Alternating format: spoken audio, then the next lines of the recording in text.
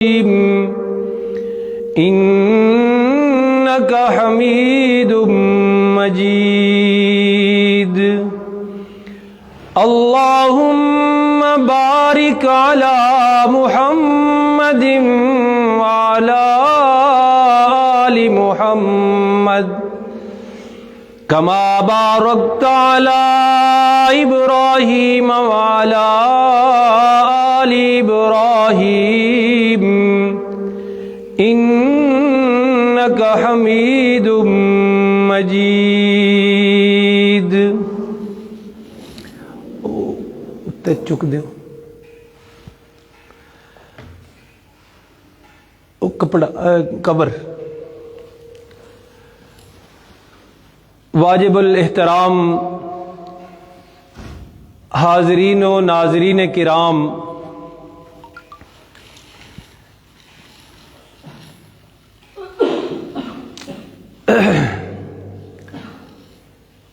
عورت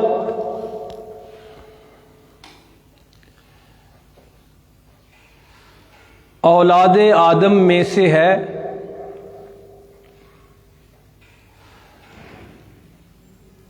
مرد کے اور عورت کے انسان ہونے میں ذرہ برابر بھی فرق نہیں.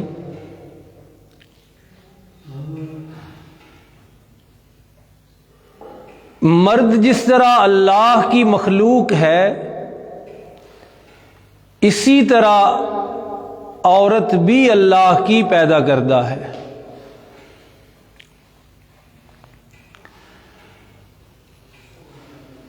جسم کی بناوٹ میں اور فرائض و ذمہ داریوں میں فرق ضرور ہے، لیکن اللہ کا بندہ ہونے میں ذرہ برابر بھی فرق نہیں ہے.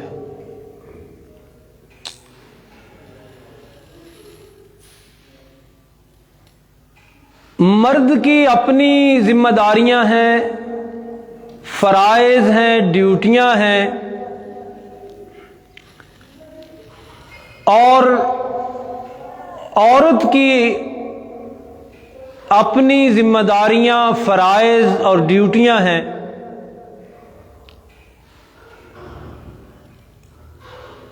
جس طرح ہاتھ دایاں بھی ہاتھ ہے اور بایاں بھی ہاتھ ہے.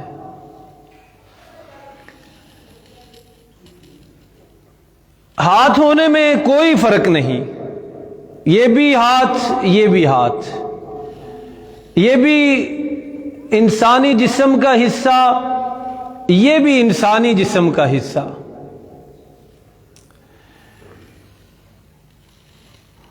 اور اسی مثال سے یہ بھی سمجھیے کہ دائیں ہاتھ کی اپنی ذمہ داریاں ہیں، فرائض ہیں، اور بائیں ہاتھ کی اپنی ذمہ داریاں ہیں، اپنی ڈیوٹیاں ہیں، اپنے فرائض اور ذمہ داریاں ہیں. اور یہ ہر بندے کو سمجھ ہے کہ جو ذمہ داریاں دائیں ہاتھ کی ہیں، جو کام یہ کر سکتا ہے، عام طور پہ اس سے وہی کام ہم بائیں ہاتھ سے نہیں لیتے. لیکن ہاتھ دونوں ہی ہاتھ ہیں اور دونوں انسانی جسم کے حصے ہیں. اور اس کے بعد یہ بھی سمجھیے کہ دونوں کی اپنی اپنی جگہ بڑی اہمیت ہے. دایاں ہاتھ یہ نہیں کہہ سکتا کہ جس جسم کا میں حصہ ہوں اس جسم کو بائیں ہاتھ کی ضرورت نہیں، اور بایاں ہاتھ یہ شعور نہیں کر سکتا کہ اس جسم کو جتنا میں کام آتا ہوں، جتنے فائدے میرے ہیں، دائیں کے نہیں ہیں. یہ کج بحثی ہے. یہ ذہن کو الجھانے والی باتیں ہیں. کہ دایاں کہے میں ہی سب کچھ ہوں اور بایاں کہے میں ہی سب کچھ ہوں، سے رکھے اگر کسی کا ایک نہ ہو نا تو اس سے پوچھئے کہ دائیں والے بایاں تیرا نہیں، بتا زندگی کیسے گزر رہی ہے، اور اگر بایاں اس کا ہے تو اس سے پوچھئے کہ دائیں کے بغیر بتا تیری زندگی کیسے گزر رہی ہے۔ تو انسان کے یہ دو حصے ہیں، مرد بھی اور عورت بھی۔ مرد اپنی محنت، جسمانی مشقت اور جد و جہد والی زندگی کی وجہ سے عورت کی کردار کا انکار کرے تو یہ دانشمندی نہیں ہے۔ اور عورت اگر گھریلو امور کی ذمہ داریاں اور فرائض اور ڈیوٹیاں ادا کرتے کرتے کبھی یہ سمجھنے لگے کہ میں نے سارا زندگی کا بوجھ اٹھایا ہوا ہے، مرد کیا کرتا ہے، تو یہ بھی دانشمندی نہیں۔ دونوں کے اپنے اپنے فرائض ہیں، دونوں کی اپنی اپنی ذمہ داریاں ہیں، اور اس میں بھی کوئی شک نہیں کہ بعض جگہ پہ جا کے ایسے کام نظر آئیں گے آپ کو جو مرد ہی کر سکتا ہے، عورت نہیں کر سکتی، اور بعض جگہ پہ جا کے معاشرے کے زندگی کے بعض مراحل جیسے کہ بچوں کی ولادت، ایسے کام ہیں جو عورت ہی کر سکتی ہے، مرد نہیں کر سکتا۔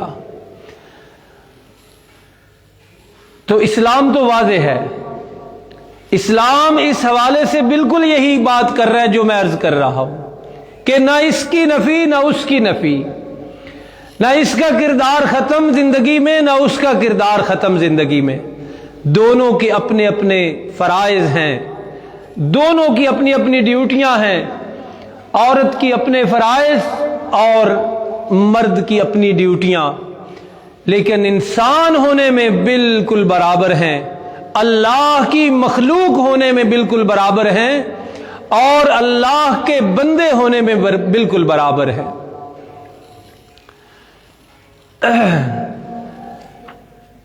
اور یہ چونکہ اسلام نے ہی سب کچھ سکھایا ہے، تو مسلمانوں میں جب یہ قرآن حکیم اترنا شروع ہوا نا تو اکثر جگہ پہ مردوں کا ذکر تھا کہ مرد ایسا کرتے ہیں، مردوں کو ایسا کرنا چاہیے، مردوں کی یہ ڈیوٹی ہے، تو مردوں کا تذکرہ بار بار آیا نا۔ تو رسول اللہ صلی اللہ علیہ وسلم کے زمانہ اطہر میں جو عورتیں موجود تھیں وہ ایک دن حاضر خدمت ہوئیں اور انہوں نے عرض کیا، اللہ کے رسول صلی اللہ علیہ وسلم، یہ مسلمان مردوں کا ہی تذکرہ، مسلمان مردوں کا ہی تذکرہ، تو ہم کہاں ہیں؟ تو ایک طویل تھوڑی سی بڑی آیت اتری، اس میں پھر مسلمان مردوں کا اور مسلمان عورتوں کا اکٹھا اللہ نے ذکر کیا، اور جس سے ان ذہنوں کو صاف کیا جو یہ سمجھتے ہیں مرد ہی سب کچھ ہے اور عورت کچھ بھی نہیں۔ اس آیت کا ترجمہ نہیں میں کروں گا، وہ آیت پڑھتا ہوں، آپ کو سمجھ آتی رہے گی کہ اس میں کیسے اللہ نے پھر دونوں کا تذکرہ کیا۔ یہ 22واں سپارہ ہے، سورۃ الاحزاب ہے۔ فرمایا ان المسلمین والمسلمات، ایسے تذکرہ کیا، والمؤمنین والمؤمنات، کہ کوئی یہ نہ سمجھے کہ میں بڑا مومن ہوں، مرد ہوں اس لیے۔ فرمایا والقانتین والقانتات، فرما بردار مرد، فرما بردار عورتیں، والصادقین والصادقات، والصابرین والصابرات، دونوں کا تذکرہ۔ فرمایا والخاشعین والخاشعات، ڈرنے والے، والمتصدقین والمتصدقات، دونوں کا تذکرہ۔ فرمایا والصائمین والصائمات، روزہ دار، والحافظین فروجہم والحافظات، شرمگاہوں کی حفاظت کرنے والے بھی اور کرنے والیاں بھی۔ فرمایا والذاکرین اللہ کثیرا والذاکرات،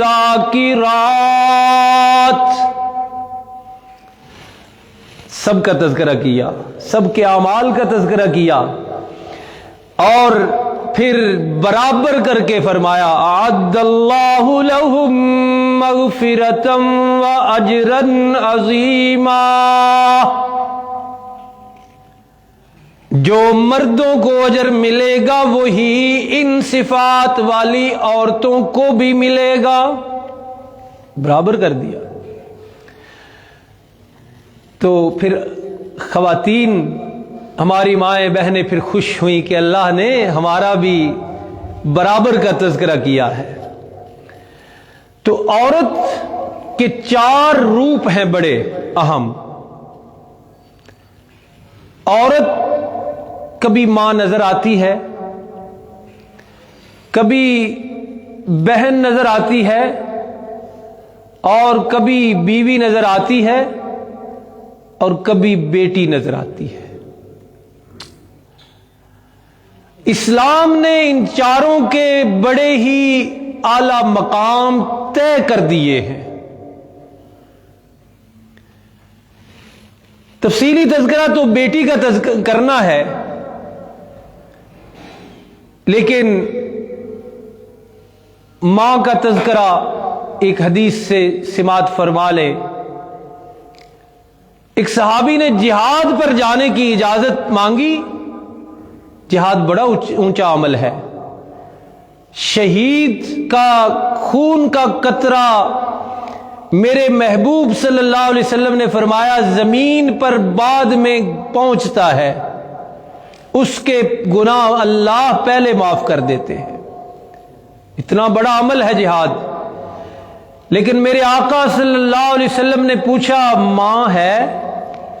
انہوں نے عرض کیا اللہ کے رسول الحمدللہ زندہ ہے ماں۔ آپ نے فرمایا الزم رجلہا، الزم رجلہا، اس کے پاؤں کے ساتھ اپنے آپ کو رکھ لے، یعنی اس کی خدمت میں کر، اس لیے کہ اس کے پاؤں کے نیچے جنت ہے۔ اور بیوی کا جو روپ ہے، عورت کا ایک روپ ہے بیوی۔ ہمارے معاشرے میں اس حوالے سے بھی بڑی ہی افراط و تفریط ہو گئی ہے،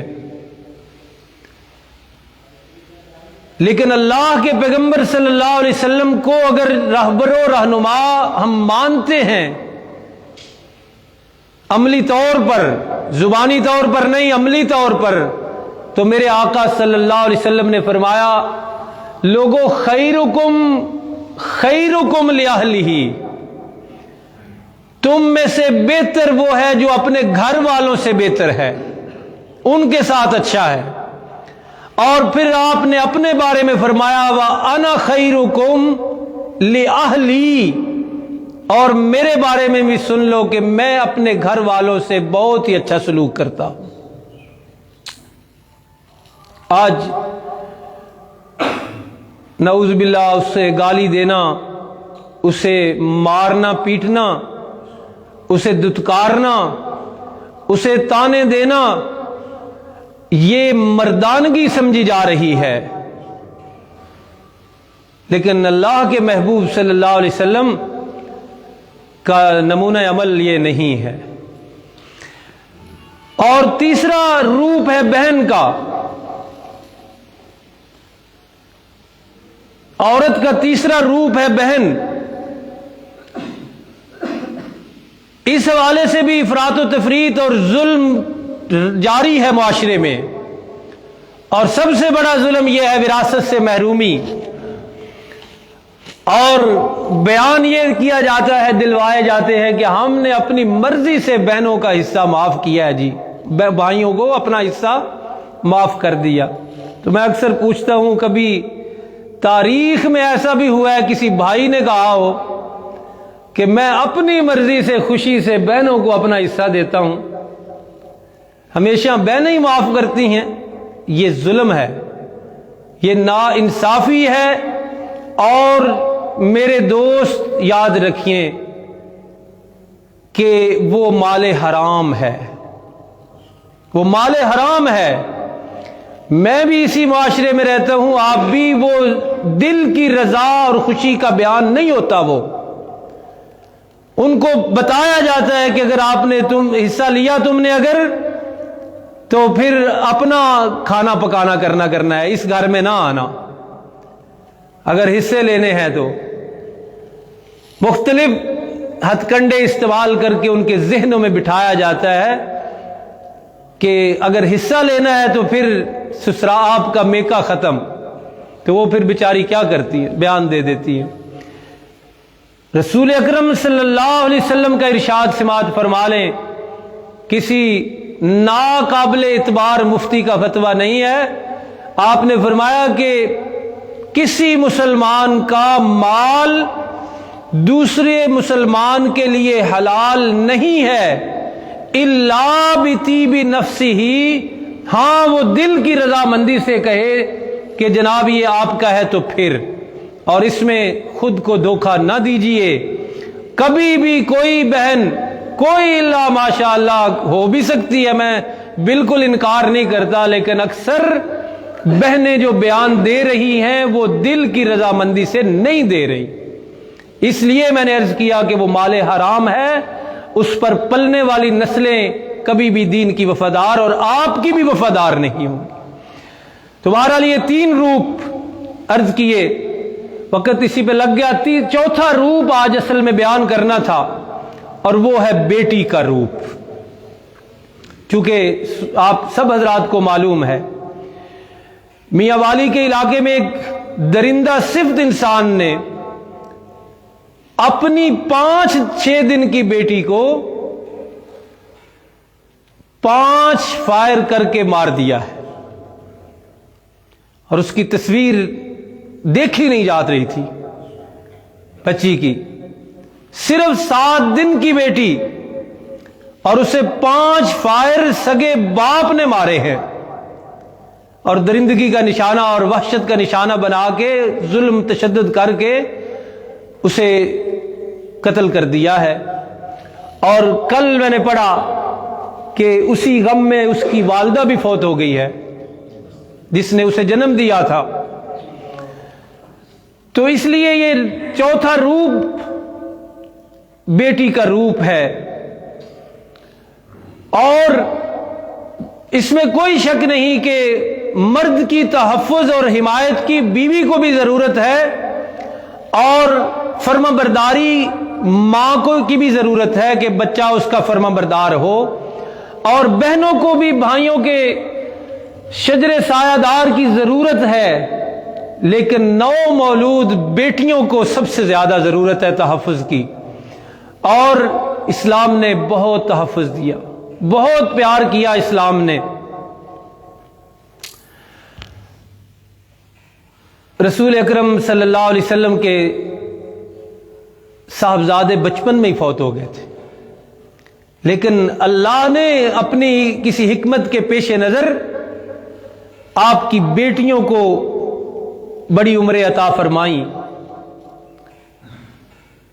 تو اللہ کا قرآن بھی ایک جگہ کہتا ہے کہ ما کان محمد ابا احد من رجالکم، کہ تم مردوں میں سے کسی کے باپ نہیں ہیں اللہ کے پیغمبر۔ تو پھر کس کے باپ ہیں؟ بیٹیوں کے باپ ہیں۔ یا ایھا النبی قل لازواجک وبناتک، میرے محبوب اپنی بیویوں سے بھی فرمائیے اور اپنی بیٹیوں سے بھی کہیے۔ بیٹیوں کا تذکرہ قرآن میں بھی ہے۔ اللہ کے پیغمبر صلی اللہ علیہ وسلم کا کہ فرزندان ارجمند کا تذکرہ قرآن میں نہیں ہے، بلکہ نفی ہے کہ تم میں سے کسی مرد کے باپ نہیں اللہ کے رسول۔ وہ بچپن میں چھوٹے ہوتے فوت ہو گئے تھے صاحبزادگان، لیکن بیٹیوں کا تذکرہ اللہ نے قرآن میں کیا ہے۔ اور ایک مسئلہ بھی سمجھ لیجئے، بیٹی کا تذکرہ نہیں کیا، بیٹیاں کہا ہے، وَبَنَاتِكَ، اور اپنی بیٹیوں سے فرمائیے۔ اور بندہ کہے کہ لو جی امت کی ساری خواتین اللہ کے نبی کی بیٹیاں ہی تو تھیں، لہذا اس سے نہیں ثابت ہوتا کہ آپ کی ایک سے زائد بیٹیاں تھیں، یہ بھی بات چل نہیں سکتی، اس لیے کہ اگلے لفظ یہ ہیں کُلِّ أَزْوَاجِكَ وَبَنَاتِكَ وَنِسَاءِ الْمُؤْمِنِينَ، اپنی بیویوں سے الگ میرا حکم ذکر کر دیجئے، اپنی بیٹیوں سے الگ، اور باقی مومنوں کی جو عورتیں ہیں ان کو الگ کہہ دیجئے۔ تو بیٹیاں ہیں سگی مراد، اور وہ 4 ہیں۔ قرآن نے تعداد ذکر نہیں کی، لیکن قربان جائیے قرآن کی گرفت پر، قرآن پنجابی میں چاہتے ہیں گچی چو پھٹتا ہے، گچی چو ہر منکر کو، کہ قرآن نے کہا بیٹیاں ہیں، اور کہنے والے کہہ رہے ہیں ایک ہی بیٹی تھی۔ تو یہ قرآن کا انکار ہے، قرآن حکیم کا انکار ہے اگر بیٹیاں نہ مانی جائیں۔ تو بہرحال جو قرآن کا منکر ہے اس کے بارے میں آپ پھر خود ہی فتویٰ لگا لیں۔ ایک لفظ کا بھی منکر مسلمان نہیں ہے، قرآن کے ایک لفظ کا بھی منکر۔ قرآن نے جمع کا لفظ بولا وَبَنَاتِكَ، تو ایک کا کہا جائے، عقیدہ رکھا جائے، شور کیا جائے، پھیلائی جائے بات، تو سمجھو یہ قرآن کے خلاف بات ہے۔ تو بہرحال اللہ کے پیغمبر صلی اللہ علیہ وسلم کہ نمونہ عمل سے ذرا دیکھیے بیٹی کا رتبہ کیا ہے۔ سب سے پہلی بات کہ اللہ کے پیغمبر صلی اللہ علیہ وسلم بیٹیوں کے بارے میں فرمایا کرتے تھے بضعۃ منی، میرے جگر کا ٹکڑا ہے۔ یہ لقب دیا کرتے تھے اپنی بیٹیوں کو کہ بضعۃ منی، فاطمہ بضعۃ منی، فرمایا کرتے تھے کہ فاطمہ رضی اللہ عنہا میرے دل کا ٹکڑا ہے، میرے جگر کا ٹکڑا ہے۔ اور فرمایا من آذاہا، جس نے اس کو تکلیف دی، میری بیٹی کو، میری لخت جگر کو، فقد آذانی، بیٹیوں کا میں رتبہ واضح کر دوں کہ جس نے میری بیٹی کو تکلیف دی اس نے مجھ محمد کو تکلیف دی صلی اللہ علیہ وسلم، اتنا رتبہ۔ رسول اللہ صلی اللہ علیہ وسلم پیار کر رہے تھے جب چھوٹی عمر تھی ان کی، تو ایک صحابی سامنے بیٹھے، ان کی آنکھوں میں آنسو آ گئے جب انہوں نے دیکھا کہ اللہ کے رسول صلی اللہ علیہ وسلم اپنی لخت جگر کو چوم رہے ہیں، بوسہ دے رہے ہیں، ان اپنی آغوش مبارک میں اس کو بٹھایا ہوا ہے، تو ان کی آنکھوں میں آنسو آ گئے۔ اور رسول اللہ صلی اللہ علیہ وسلم نے پوچھا کیا ہوا؟ تو انہوں نے عرض کیا اللہ کے رسول، یہ باپ بیٹی کا پیار دیکھ کے، یہ باپ بیٹی کی شفقتیں دیکھ کے مجھے اپنا دور جاہلیت یاد آ گیا۔ حدیث کی سب مستند کتابوں میں واقعہ موجود ہے۔ عرض کرنے لگے اللہ کے رسول، میرے گھر میں امید لگی ہوئی تھی، تو میں مجبوراً کسی سفر پہ روانہ ہو گیا۔ پرانے زمانے کے سفر تھے، بڑے سلو۔ کہتے میں بڑے عرصے بعد واپس آیا تو میں گھر میں داخل ہوا تو ایک بچی میرے گھر میں موجود تھی جو بلوغت کے قریب پہنچی ہوئی تھی، اتنی عمر تھی، 10 سال کہہ لے یا اس سے کم و بیش۔ کہتے میں نے اپنے گھر میں بچی دیکھی تو مجھے یاد تو تھا کہ کچھ اللہ کی رحمت ہونے والی ہے، لیکن بہرحال میں آیا تو میں نے دیکھا کہ ایک بچی میرے گھر میں چل پھر رہی ہے۔ وہ بچی نے جیسے ہی مجھے دیکھا تو ایک دفعہ تو اس نے اوپراپن محسوس کیا، بھئی پتہ نہیں یہ بندہ کون ہے۔ لیکن آپ سب جو صاحب اولاد ہیں آپ کو پتہ ہے کہ خون کی ایک کشش ہوتی ہے، تو اس کشش کی وجہ سے وہ میری طرف آ گئی، تو میں اس کو پیار کرنے لگا، اور میری بیوی بھی آ گئی، اس نے بھی مجھے بتایا کہ یہ آپ کی ہی بیٹی ہے، اور ساتھ منت کے انداز میں کہنے لگی، اس کو پتا تھا ہمارا کہ ہم بیٹیوں سے کیا کرتے ہیں سلوک، تو کہنے لگی دیکھیں کتنی پیاری ہے، اس سے گھر مہک اٹھا ہے، چہک اٹھا ہے، اس طرح کر کے اس کی باتیں مجھ سے کرنے لگی، اور مقصد اس کا یہی تھا کہ میں جو ارادہ رکھتا ہوں بیٹیوں کے بارے میں اس پر عمل نہ کروں۔ وہ مجھے اپنے انداز میں نا مائل اور قائل کرنے لگی کہ اس کو کچھ نہ کہنا۔ کہتے میں 2-3 دن اس طرح اس کو دیکھتا رہا، وہ بڑی مانوس ہوگی میرے ساتھ، بیٹی جو تھی خون تھا، لیکن وہ جاہلیت کا جو خیال تھا کہ بیٹی باعث شرم ہے اور بیٹی سے گھر جو ہے وہ عزت والے نہیں رہتے جس گھر میں بیٹی ہو، تو وہ خیال میرے ذہن میں گھومتا رہا۔ ایک دن مجھے خیال آیا، میں نے ایک دور جگہ پہ پہلے سے جا کے گڑھا کھودا، اور پھر میں نے آ کے بیوی کو کہا کہ دور پار کے رشتہ داروں میں شادی ہے، اسے تیار کر دو، میں اسے لے جا رہوں گا، وہاں شادی میں شرکت کرنی ہے۔ بیوی کو یقین آ گیا مجھ پر۔ کہتے ہیں کہ میں اسے ساتھ لے کر گیا، تو راستے میں وہ اسی طرح مجھ سے پیار کرتی رہی، میرے کپڑوں پہ پڑنے والی گرد و غبار کو جھاڑتی، اور جب میں گڑھے کے قریب اسے لے کر پہنچا تو مجھ سے پوچھنے لگی کہ آپ کیا کرنے لگے ہیں؟ تو میں نے کہا اس کو اب میں نے چونکہ یہاں دبانا ہے، گڑھے کے اندر زندہ درگور کرنا ہے، اس لیے اس کو صحیح بتا دوں بات۔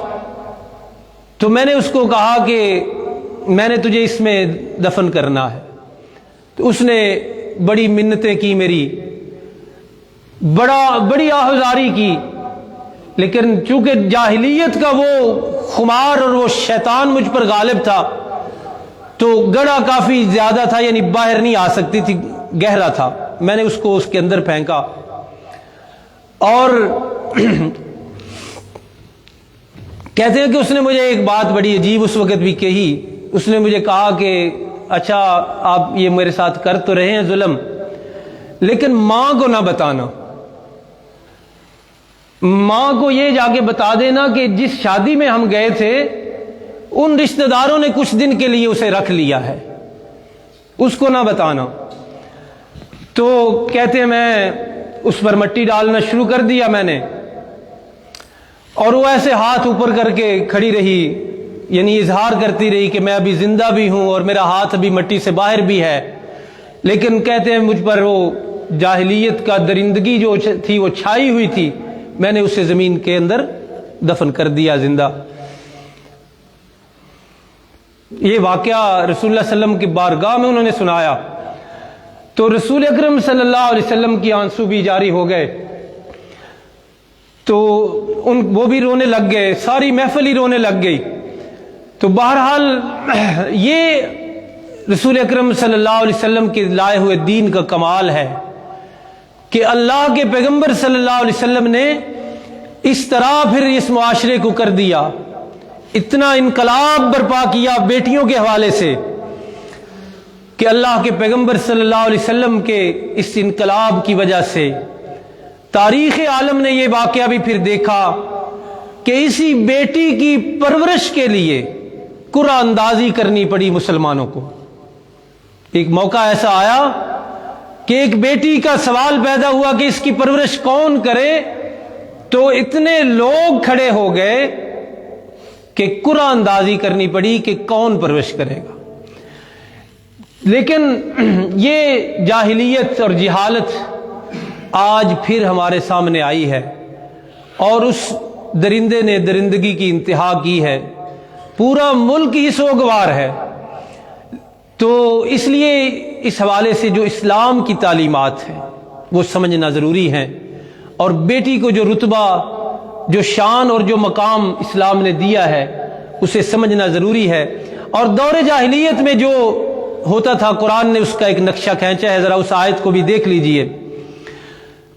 پیچھے پس منظر یہ ہے کہ مشرک کہتے تھے مکہ کے کہ اللہ نے بیٹیاں بنا رکھی ہیں، اپنی بیٹیاں ہیں اللہ کی بھی، فرشتوں کو اللہ کی بیٹیاں کہتے تھے۔ وہاں سے اللہ تذکرہ کرتے ہیں اور زمانہ جاہلیت میں جو کچھ ہوتا تھا اس کا ذکر ہے۔ فرمایا وَيَجْعَلُونَ لِلَّهِ الْبَنَاتِ، کتنے احمق اور بے وقوف ہیں، اللہ کو کہتے ہیں کہ اللہ کی بیٹیاں ہیں۔ ایک ہی جواب ہے سبحانہ، اللہ کو بیٹیوں کی ضرورت نہیں، اللہ کو اولاد کی ضرورت نہیں، اللہ ہر عیب سے کمزوری سے پاک ہے۔ وَلَهُم مَّا يَشْتَهُونَ، اور اپنے بارے میں ان کے خیال یہ ہے کہ جب بھی ہو بیٹا ہی ہو، اپنا خیال یہ ہے۔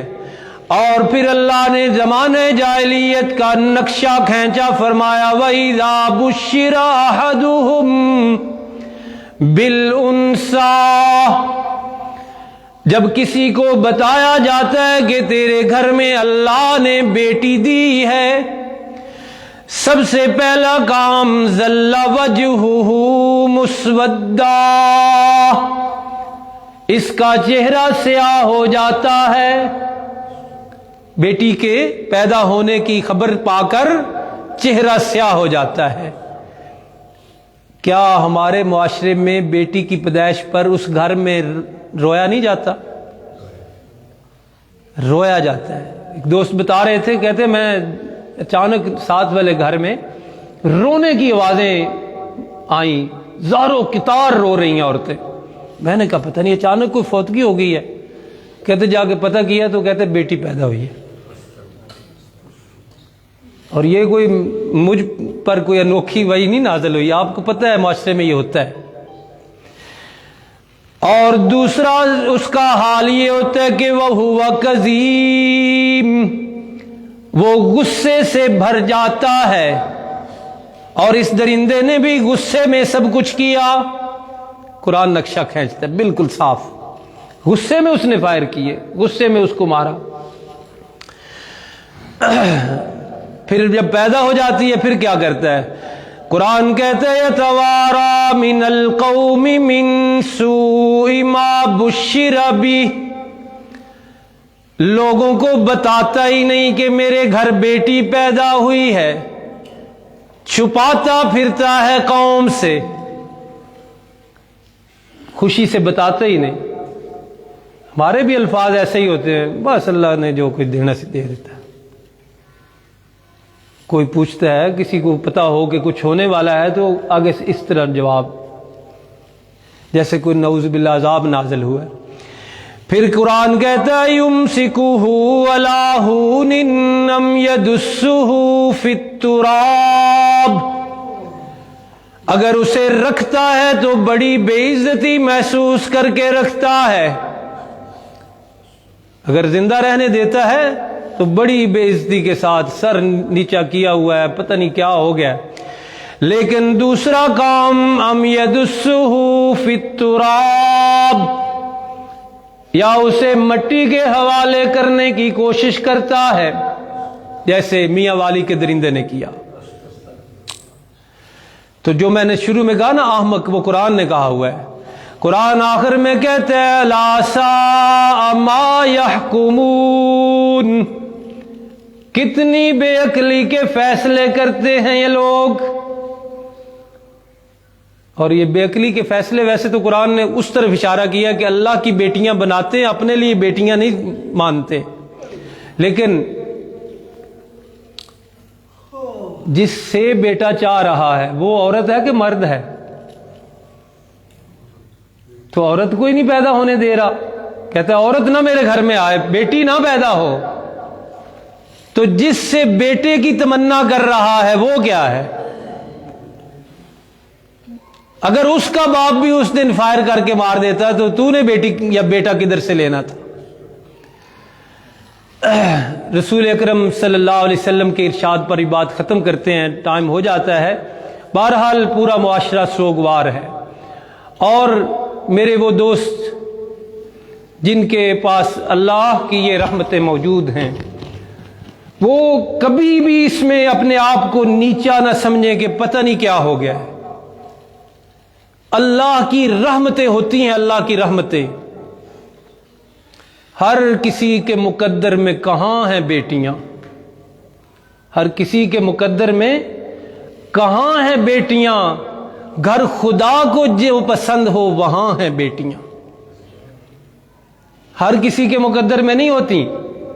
میں نے اپنی زندگی میں کئی لوگوں کو الحمدللہ خواہش کرتے دیکھا کہ اللہ مجھے بیٹی دے، لیکن اللہ نہیں دیتے۔ اور خود میرے پاس بھی بیٹی نہیں، تو اس لیے جن کے پاس ہیں وہ کبھی بھی اپنے آپ کو ایسا نہ سمجھیں کہ پتہ نہیں میرے ساتھ کیا اللہ نے کر دیا ہے۔ اور یہ میں حدیث کی وجہ سے کہہ رہا ہوں، رسول اکرم صلی اللہ علیہ وسلم نے ارشاد فرمایا، اگر یقین ہو ارشاد پیغمبر پہ تو کتنی بڑی بات ہے، کتنی بڑی بات ہے۔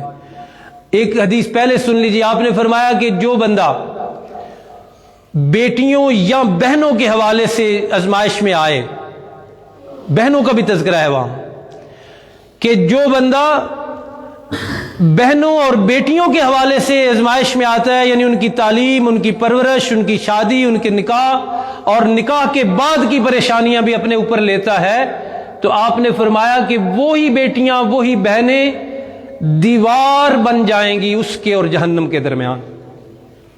کوئی معمولی بات ہے، پتہ نہیں نماز روزہ ہمارا قبول ہے یا نہیں، لیکن یہ تو اللہ کی طرف سے نظام ہو گیا کہ بہنیں اللہ نے دے دی، بیٹیاں اللہ نے دے دی، تھوڑا سا انسان بن کے ان کے ساتھ سلوک کر لے تو جہنم سے بچنے والا بن جائے گا۔